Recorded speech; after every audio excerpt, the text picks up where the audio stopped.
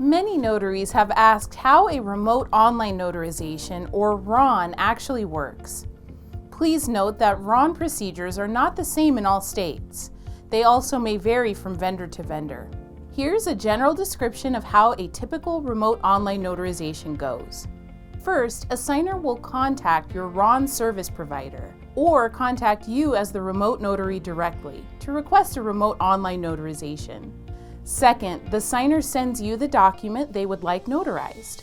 Typically, it is uploaded electronically as a PDF.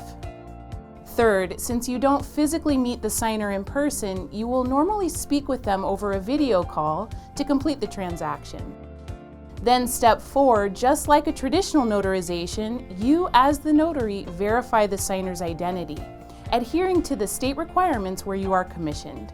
An example of this for a remote notarization may be the signer answers questions based on their personal history or credit history, which is called knowledge-based authentication.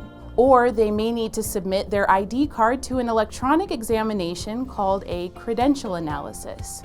Or the signer may just need to hold up their ID card for you to see and verify visually. Depending on state RON laws, the notary may need to use more than one identification procedure. After you've verified the signer's identity, your signer signs the document and then you sign and attach your seal. For an electronic document, this requires electronic signatures and an electronic version of your notary seal. Sixth, you must typically retain an audio and video recording of the notarization session. If required by the state, you may also need to record the notarization in your physical journal as well. Finally, when the notarization is complete, you send back the notarized document to the signer.